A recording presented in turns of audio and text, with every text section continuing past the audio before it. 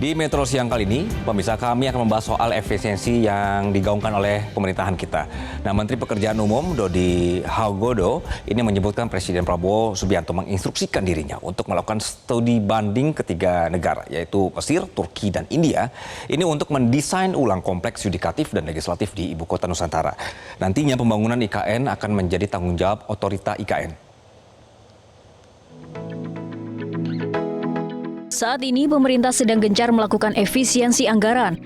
Presiden Prabowo Subianto menyampaikan kebijakan efisiensi anggaran akan terus berlanjut hingga mencapai 3 putaran dengan total target penghematan 750 triliun rupiah.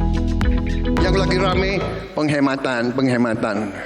Iya, penghematan yang kita lakukan, penghematan putaran pertama oleh Kementerian Keuangan disisir dihemat 300 T. Penghematan putaran kedua 308 triliun.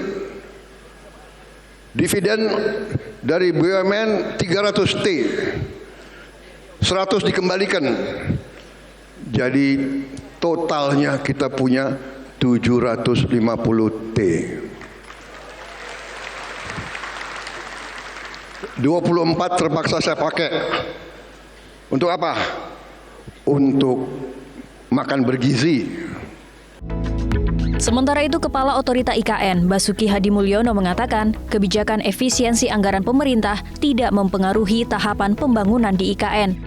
Mantan Menteri PUPR tersebut mengungkapkan efisiensi anggaran di Otorita IKN sebesar 1,1 triliun hanya mencakup anggaran perjalanan dinas, alat tulis, serta kegiatan seminar dan seremoni lainnya. Kepala Otorita IKN Basuki Hadimulyono mengatakan infrastruktur yang dibangun oleh OIKN masih berjalan dengan anggaran yang telah disetujui pemerintah sebesar 48,8 triliun serta dukungan skema pembiayaan di luar APBN seperti KPBU dan investasi swasta murni. Kalau dari OIKN, jadi anggaran pembangunan untuk IKN itu ada dua, satu di Kementerian PU, satu di OIKN. Kementerian PU itu melanjutkan hal yang sudah dikerjakan, menyelesaikan. Yang baru dikerjakan oleh otorita. Oke. Kami dari otorita ada 3 skema APBN yang sudah disetujui oleh Bapak Presiden 48,8 triliun, KPBU. Ini jalan-jalan juga akan kita kerjakan selain APBN dengan KPBU supaya lebih cepat. Ya, ada 60,9 triliun. Investasi swasta yang murni itu juga angka perkantoran, hotel dan lain-lainnya ada 6,9 triliun. Jadi 3 skema pembiayaan itu kita lakukan di IKN. Di lain sisi, Menteri Pekerjaan Umum Dodi Hanggodo menyebut Presiden Prabowo Subianto menginstruksikan dirinya untuk melakukan studi banding ketiga negara, yakni Mesir, Turki, dan India, guna mendesain ulang kompleks yudikatif dan legislatif di Ibu Kota Nusantara. Dodi mengatakan bahwa Prabowo menilai ketiga negara tersebut memiliki karakteristik yang cukup mirip dengan Indonesia. Ia menambahkan nantinya pembangunan IKN akan menjadi tanggung jawab otorita IKN.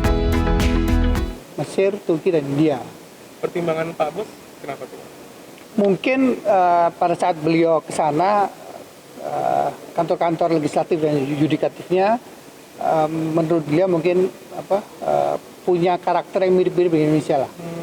Jadi dari situ kemudian tim akan merekonstruksi gambarnya dan akan disampaikan ke Pak Prabowo lagi. Tapi detailnya lu tanya ke ketua tim lah.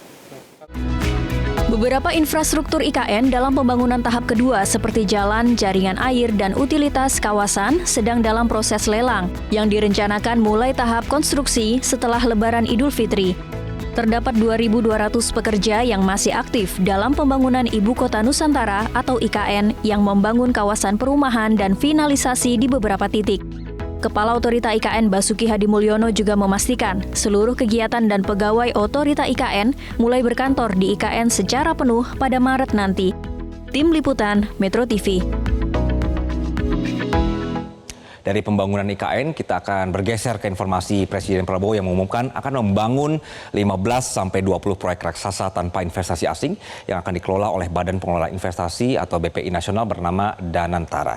Nah, proyek-proyek ini dirancang untuk memperkuat kemandirian ekonomi Indonesia dan menciptakan nilai tambah yang signifikan bagi negara. Meskipun sebenarnya pemirsa, detail spesifik mengenai proyek-proyek tersebut ini belum dipublikasikan secara resmi ya. Nah, kemudian dalam pemerintahan sekarang ini pembangunan strategis beberapa sektor yang menjadi fokus utama meliputi yang pertama adalah energi terbarukan. Ini kami tampilkan di sini pemirsa. Kemudian pengembangan pembangkit listrik tenaga surya, angin dan air untuk mengurangi ketergantungan pada energi fosil dan meningkatkan kemandirian energi nasional.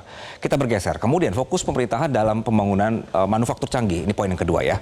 Investasi dalam teknologi tinggi dan industri manufaktur modern untuk meningkatkan daya saing produk Indonesia di pasar global. Lalu ada poin ketiga, hilirisasi industri, pengolahan sumber daya alam dalam negeri menjadi produk bernilai tambah tinggi sebelum diekspor seperti pengolahan mineral dan juga hasil pertanian. Kemudian area pembangunan juga mendukung produksi pangan. Program untuk meningkatkan ketahanan pangan melalui modernisasi pertanian, peningkatan produksi dan distribusi pangan yang efisien. Kemudian peluncuran resmi Danantara ini dijadwalkan 24 Februari 2025 dengan aset awal yang dikelola mencapai 14.000 triliun rupiah. Nah, pendanaan awal ini di tahun ini diproyeksikan sebesar 20 miliar dolar Amerika Serikat yang akan dialokasikan untuk proyek-proyek strategis yang tadi sudah direncanakan. Jadi pemerintah menargetkan pertumbuhan ekonomi 8% melalui inisiatif ini. Jadi selain itu Presiden Prabowo juga telah meresmikan 37 proyek strategis ketenaga listrikan dengan total kapasitas 3,2 gigawatt yang tersebar di 18 provinsi. Jadi langkah ini merupakan bagian dari upaya pemerintah dalam mewujudkan transisi energi dan kemandirian energi yang berkelanjutan. Di satu sisi, Presiden Prabowo bicara soal efisiensi pengeluaran negara, yang umumnya berarti mengurangi pemborosan dan memastikan setiap rupiah digunakan seefektif mungkin. Namun di sisi lain kita tahu baru aja juga diumumkan 15 proyek raksasa yang berpotensi membutuhkan dana besar begitu ya. Apakah ini bertolak belakang? Ini pertanyaan kita semua. Jadi mungkin jawabannya adalah tidak selalu.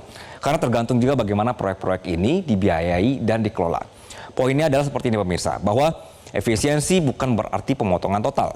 Efisiensi bisa berarti mengalokasikan anggaran dengan lebih baik, bukan sekedar memangkas pengeluaran secara acak.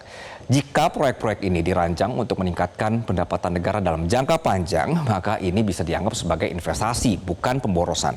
Kemudian, sumber pendanaan juga bisa berbeda. Jika proyek dibiayai oleh dana investasi dalam negeri, BUMN atau mekanisme pendanaan kreatif, misalnya seperti Sovereign Wealth Fund Danantara, maka tidak akan membebani APBN secara langsung. Kalau dikelola dengan model public-private partnerships atau skema lain yang minim resiko bagi keuangan negara, ini juga bisa selaras dengan kebijakan efisiensi. Poin ketiga adalah dampak ekonomi jangka panjang. Kalau proyek-proyek ini fokus pada infrastruktur, energi, dan industri hilirisasi, maka dalam jangka panjang mereka ini bisa menciptakan lapangan kerja, meningkatkan produktivitas, dan memperkuat ekonomi nasional yang akhirnya justru meningkatkan pemasukan negara. Jadi, jika efisiensi dilakukan pada belanja yang kurang produktif, misalnya birokrasi yang besar atau proyek-proyek yang tidak berdampak langsung. Sementara investasi difokuskan pada sektor yang bisa memberikan pengembalian ekonomi yang besar, maka kedua hal ini tidak bertolak belakang. Jadi ini kalau idealnya ya pemirsa, yang akan menjadi tantangan nanti adalah bagaimana memastikan proyek-proyek raksasa ini tidak membebani anggaran negara dalam jangka pendek dan benar-benar memberikan manfaat bagi rakyat. Itu harapan kita. Nah, Presiden Prabowo Subianto menanggapi kritik terkait Kabinet Merah Putih yang dianggap gemuk yang dibandingkan dengan upaya efisiensi saat ini. Dengan menekankan pentingnya hasil kerja daripada ukuran kabinet. Dalam pidatonya pada peringatan HUT ke-17 Partai Gerindra di Sentul, Bogor, Prabowo menyatakan bahwa yang utama adalah kinerja dan pencapaian nyata bagi masyarakat Indonesia. Jadi selain itu Presiden menegaskan bahwa dalam sistem demokrasi diperlukan representasi yang luas untuk mengakomodasi berbagai kepentingan. Ia menyebutkan bahwa negara otoriter hanya membutuhkan 20-24 menteri. Namun dalam demokrasi, kabinet yang lebih besar diperlukan untuk merangkul semua pihak. Menurut Presiden, Kabinet Merah Putih yang dibentuk ini adalah terdiri dari 48 menteri, kita tahu ya, kemudian 5 kepala lembaga setingkat menteri dan 56 wakil menteri. Totalnya seluruh kabinet ini mencapai 109 pejabat. Ini merupakan kabinet terbesar pemirsa sejak 1966. Jadi tujuannya disebutkan untuk menciptakan pemerintahan yang inklusif dan juga mampu menangani berbagai tantangan nasional. Ini kita harapkan, ini pembelaan dari Presiden ya pemirsa mengenai tadi adalah kabinet gemuknya. Lalu dengan adanya kritik-kritik yang muncul saat ini, apakah Presiden Prabowo ini serius melawan korupsi? Ini pertanyaan berikutnya. Jawabannya ini kami tampilkan pemirsa. Bergantung pada bagaimana kebijakan dan implementasi di lapangan. Dari kenyataannya, Presiden ini terlihat serius dalam memberantas korupsi. Kita lihat di sebelah kiri layar nih pemirsa. Misalnya menolak praktik markup proyek dan berbagai bentuk penyalahgunaan anggaran. Menyerukan integritas di birokrasi dan pemerintahan, kemudian mengusulkan hukuman berat hingga 50 tahun penjara bagi koruptor dan memperkuat pengawasan anggaran dan efisiensi pengeluaran negara.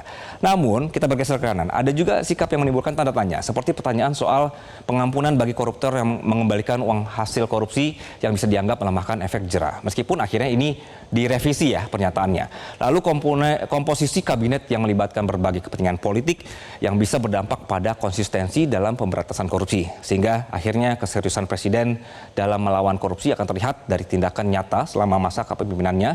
Apakah benar-benar membersihkan birokrasi, menindak tegas pejabat korup, dan memperkuat lembaga anti korupsi seperti KPK. Jika dalam beberapa tahun ke depan korupsi justru semakin marak dan tidak ada penindakan, ini berarti maka komitmen ini bisa dipertanyakan. Namun jika ada perubahan nyata dalam transparansi dan integrasi dan juga integritas pemerintah, ini maka bisa dikatakan Prabowo benar-benar serius begitu. Nah, kemudian pemirsa, program makan bergizi gratis atau MBG ini juga menjadi proyek unggulan di bawah Presiden Prabowo dan memiliki potensi membebani keuangan negara jika tidak dikelola dengan baik. Mengingat perkiraan anggarannya mencapai 400 triliun rupiah per tahun saat skala penuh. Namun dampaknya terhadap stabilitas fiskal ini bergantung bagaimana pemerintah mengalokasikan dana dan mengelola defisit anggaran. Potensi resiko terhadap keuangan negara, misalnya kita lihat di sebelah kiri layar pemirsa, beban APBN yang besar. Jika pendanaan berasal dari utang baru atau pencetakan uang, ini bisa meningkatkan defisit dan utang negara yang berpotensi mengganggu stabilitas fiskal. Jika program ini memotong anggaran infrastruktur atau sektor strategis lainnya, bisa juga berdampak pada pertumbuhan ekonomi. Kemudian pada poin pengurangan anggaran dari sektor lain, kita tahu pemerintah sudah mengurangi anggaran beberapa kementerian untuk mendanai MBG begitu ya, termasuk memangkas anggaran infrastruktur. Ini bisa berdampak pada pembangunan jangka panjang. Jika pengelolaan programnya tidak transparan dan efisien, ini justru bisa terjadi pemborosan atau penyalahgunaan dana yang akhirnya menambah tekanan pada keuangan negara. Tapi kita juga harus melihat dari sisi potensi manfaat sebelah kanan ya, bergeser pemirsa, dan cara menghindari resikonya. Investasi jangka panjang dalam sumber daya manusia dengan meningkatkan gizi anak-anak dan ibu hamil, generasi mendatang ini bisa lebih sehat dan produktif yang pada akhirnya bisa meningkatkan ekonomi negara dalam jangka panjang. Jika pemerintah mengalokasikan dana dari penghematan belanja tidak produktif, memperbaiki sistem pajak dan meningkatkan pendapatan negara, maka dampaknya pada keuangan negara ini bisa diminimalisir. Program ini bisa dibiayai melalui peningkatan pendapatan negara bukan pajak seperti dari BUMN atau juga tadi adalah Sovereign Wealth Fund dan Nantara. Jadi jika dikelola dengan baik, MBG ini bisa menjadi investasi sosial yang bermanfaat tanpa mengganggu stabilitas keuangan negara. Inilah pemirsa, proyek-proyek besar pemerintah yang terus diharapkan ujung-ujungnya adalah untuk kesejahteraan rakyat. Setuju ya?